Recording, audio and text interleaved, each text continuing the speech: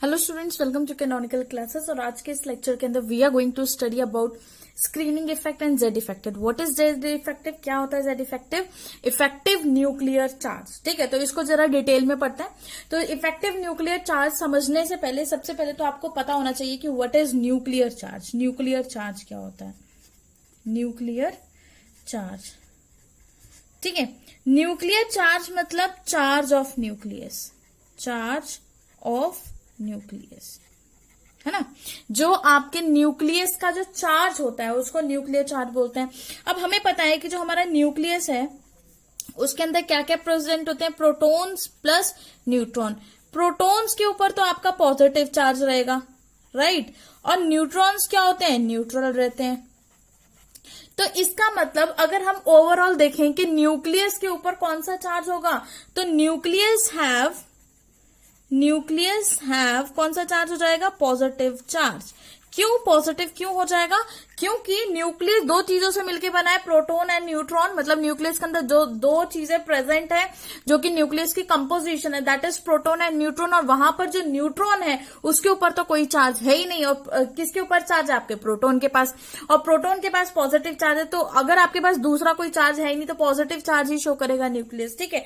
तो nucleus have positive charge, और इसी पॉजिटिव चार्ज को क्या बोला जाता है? न्यूक्लियर चार्ज, ठीक है। इसी पॉजिटिव चार्ज को क्या बोला जाता है? न्यूक्लियर चार्ज, राइट, ठीक है।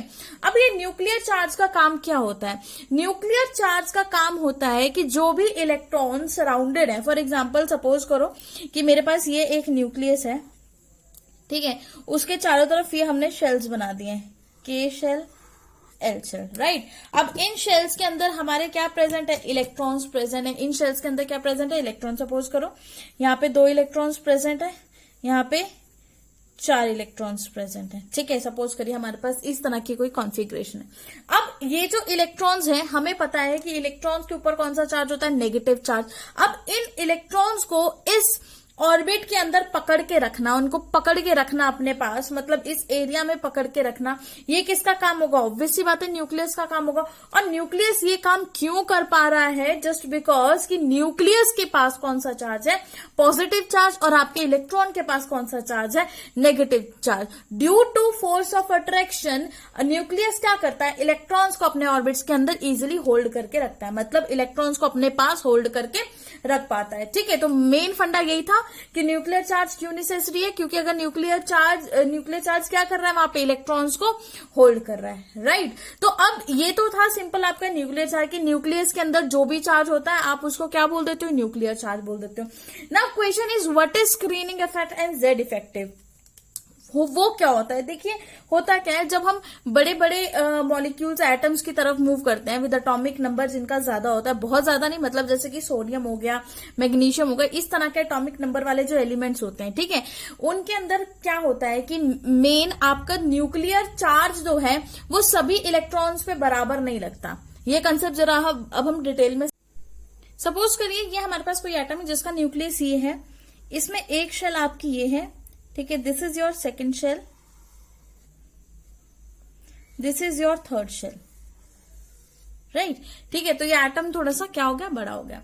अब होता क्या है कि अगर हम देखें कि यहां पर जो इलेक्ट्रॉन्स प्रेजेंट है, सपोज करो यहां पर 2 इलेक्ट्रॉन्स प्रेजेंट है, इसमें तो 2 ही हो सकते हैं, 1 2 3 4 5 6 7 8 इलेक्ट्रॉन्स हो गए, राइट, ठीक है। तो उसके बाद यहां पर आपके पास 3 इलेक्ट्रॉन्स प्रेजेंट है, सपोज करिए इस तरह से कुछ भी इलेक्ट्रॉन्स प्रेजेंट है ना।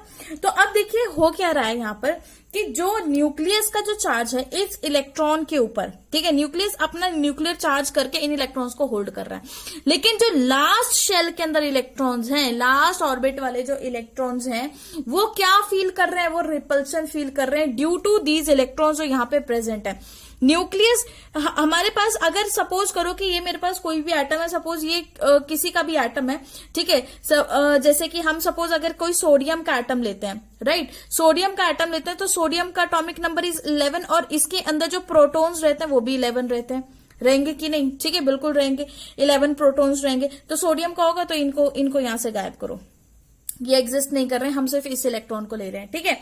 तो 11 प्रोटॉन्स रहेंगे। तो ये जो न्यूक्लियर चार्ज होगा वो कितने प्रोटॉन्स की वजह से होगा? वो 11 प्रोटॉन्स की वजह से होगा, राइट। तो 11 प्रोटॉन का न्यूक्लियर चार्ज इस शेल पे भी लगेगा, इस शेल पे भी लगेगा और इस पे भी लगना चाहिए, ठीक है। लेकिन एक्सपेरिमेंटली ऐसा नहीं होता। एक्सपेरिमेंटली जब हमने ऑब्जर्व किया तो ऐसा नहीं था। मतलब जो न्यूक्लियर चार्ज है सोडियम का will be due to protons. तो 11 प्रोटॉन की वजह से जो न्यूक्लियर चार्ज है वो हर एक इलेक्ट्रॉन पर सेम रहना चाहिए, है ना। बट ऐसा नहीं होता है। एक्सपेरिमेंटली जब हम ऑब्जर्व करते हैं तो जो इफेक्टिव न्यूक्लियर चार्ज ये अंदर वाले कोर इलेक्ट्रॉन्स पे लगता है उतना इफेक्टिव चार्ज वैलेंस इलेक्ट्रॉन पे नहीं लगता है, नहीं लग पाता है, ठीक है। तो वो कम क्यों लग रहा है? मतलब वो क्या हो जाता है? वो हमें ऑब्जर्व देखा कि वो कम है, एक्चुअल में 11 से कम देखने को मिला। ऐसा क्यों है? तो वो कम क्यों है? Due to screening effect. अब वो चीज समझते हैं कि व्हाट इज स्क्रीनिंग इफेक्ट। देखिए होता क्या है कि जो आपके वैलेंस इलेक्ट्रॉन्स होते हैं, ठीक है, जो आपके कोर इलेक्ट्रॉन्स है, ये वाला इलेक्ट्रॉन क्या करेगा? इस इलेक्ट्रॉन को बाहर की तरफ रिपेल करेगा, राइट, ठीक है। ये इलेक्ट्रॉन क्या करेगा? इसको बाहर की तरफ रिपेल करेगा और न्यूक्लियस इसके ऊपर चार्ज लगाता है। न्यूक्लियस इसके ऊपर क्या फोर्स ऑफ अट्रैक्शन लगा रहा है, उसको पुल कर रहा है और ये रिपल्शन की वजह से उसको बाहर को फेंक रहा है। तो जब ये बाहर को जा रहा है तो ये जो न्यूक्लियस की पावर है जितनी इफेक्टिव इनके ऊपर है उतनी इस लास्ट वाले के ऊपर नहीं हो पाती, ठीक है। तो ये जो डिक्रीज हो गया, मतलब ये जो लास्ट शेल के ऊपर जो रिपल्शन करने की वजह से जो चार्ज है वो डिक्रीज हो गया, न्यूक्लियर चार्ज, और ये जो डिक्रीज हुआ है इसी को बोलते हैं शील्डिंग इफेक्ट। इसको क्या बोला जाता है? Shielding effect. मतलब ये कोर इलेक्ट्रॉन्स ने उस न्यूक्लियस को शील्ड कर लिया, उसके चार्ज को बाहर वाले इलेक्ट्रॉन तक पहुंचने नहीं दे रहे हैं, ठीक है। क्यों? क्योंकि वो उस पर अपना राज समझ रहे हैं कि नहीं भाई तुम्हारा कोई काम नहीं है, न्यूक्लियस हमारा, तो उसको दूर हटा रहे हैं, नहीं तुम इस न्यूक्लियस के स्फीयर में नहीं आओगे, जिसकी वजह से न्यूक्लियस अपना पूरा फोकस इसके ऊपर नहीं डाल पा रहा है। जितना इसका न्यूक्लियर चार्ज है वो पूरा का पूरा एक्चुअल न्यूक्लियर चार्ज उस पर नहीं लग रहा है। क्यों नहीं लग रहा है? क्योंकि शील्डिंग हो रही है। शील्डिंग मतलब इन्होंने शील्ड कर दिया, पर्दा डाल दिया न्यूक्लियस पे ड्यू टू रिपल्शन। रिपल्शन करने की वजह से उसको दूर फेंक रहे हैं ना, इसकी वजह से, ठीक है। तो ये जो डिक्रीज हुआ है ये क्यों हुआ है? Due to shielding.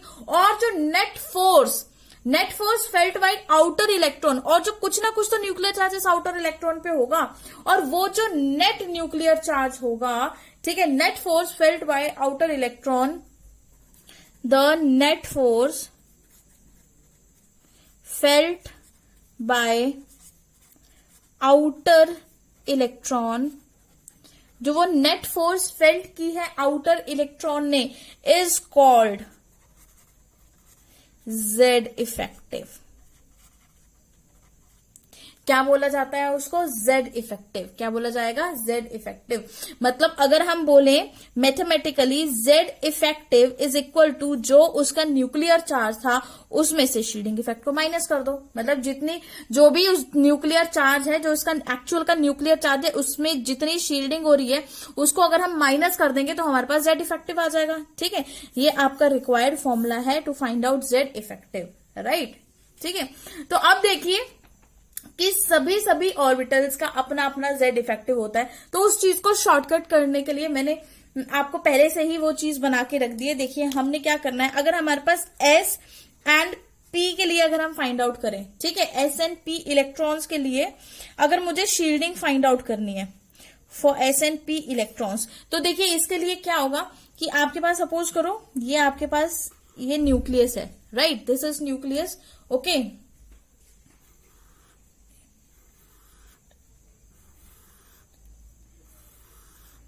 ठीक है, इस तरह से मैंने यहाँ पे शेल्स ड्रॉ कर दिए, ओके। तो अब देखिए इस शेल्स की अपनी अपनी अलग वैल्यू रहती है। क्या वैल्यू रहेगी? इन शेल्स की अपनी अपनी अलग वैल्यू रहेगी।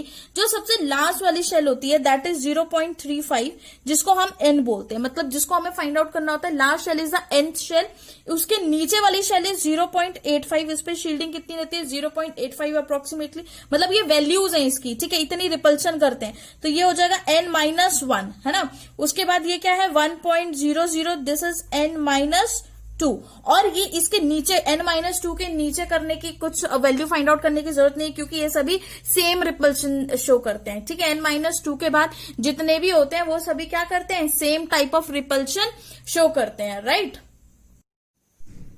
For D and F electrons के लिए देखिए कैसे हम शील्डिंग फाइंड आउट करते हैं, कैसे हमें जेड इफेक्टिव फाइंड आउट करना होता है। तो उसके लिए भी हमें रिपल्शंस की वैल्यू पता होनी चाहिए कितनी कितनी हो रही है, ठीक है।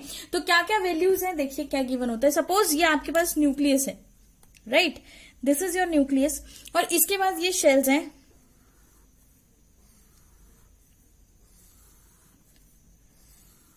फोर्थ शेल, राइट, ठीक है। तो अब सबसे लास्ट वाली जो शेल है दैट इज 0.35 जिसकी वैल्यू है, और इसको बोला जाता है एन शेल। उसके बाद अंदर वाली शेल है दैट इज 1.00, ठीक है, जिसको हम बोलते हैं n-1 शेल। नेक्स्ट अगेन 1.00 जिसको बोलेंगे n-2 shell, and so on. आगे सबका क्या रहेगा, सेम रहेगा, ठीक है। तो हमेशा याद रखना है for p and d n f electron, sp और डी एन एफ इलेक्ट्रॉन्स के लिए, दोनों के लिए बिल्कुल ही डिफरेंट मतलब ये वैल्यूज गिवन होती है, ठीक है। तो इंटरमिक्स ना कर दे उनकी वैल्यूज को। तो चलिए अब स्टार्ट करते हैं। फॉर एग्जाम्पल अब इसको सॉल्व कैसे करना है, ठीक है, किस तरह से आप इसको फाइंड आउट करेंगे। फॉर एग्जाम्पल मतलब ये वैल्यूज कहां पे अप्लाई होंगी अब देखते हैं। फॉर एग्जाम्पल हमारे पास हमें गिवन है आयरन, ठीक है, एटॉमिक नंबर इज 26, आयरन का एटॉमिक नंबर इज 26। तो इसके इलेक्ट्रॉनिक कॉन्फ़िगरेशन लिखेंगे 1s2 2s2 2p6 3s2 3p6 3d6 4s2, ठीक है। ये इसकी इलेक्ट्रॉनिक कॉन्फ़िगरेशन। अब हमसे क्वेश्चन पूछा गया है कि हमें find Z effective for 4s electrons, ठीक है। 4s इलेक्ट्रॉन्स के लिए हमें z इफेक्टिव निकालना है, मतलब हमें किसके लिए निकालना है, इसके लिए निकालना है। तो हम इसको n मान लेते हैं, 3 वाले को हम मान लेते हैं n-1, और 3 से नीचे वाले को हम सबको मान लेते हैं n-2, ठीक है। लास्ट जिसका फाइंड आउट करना होता है दैट इज n, उसके नीचे वाला n-1, उसके सबसे नीचे वाले को पूरे को हम क्या बोल लेते हैं n-2, क्योंकि n-1 के बाद सबकी सेम, ऑलमोस्ट सेम ही रहती है, ठीक है।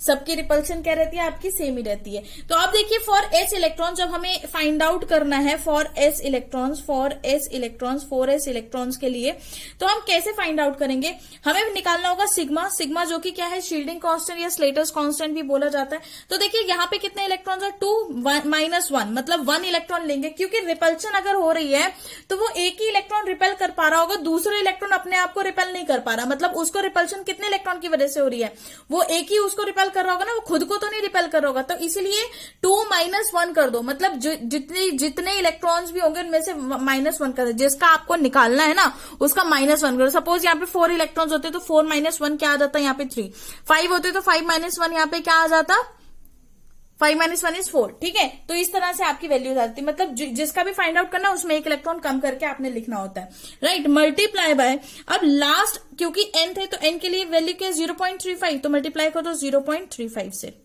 ठीक है। ये आपका हो गया n के लिए। उसके बाद अब नेक्स्ट इज n-1 भी गिवन है हमारे पास।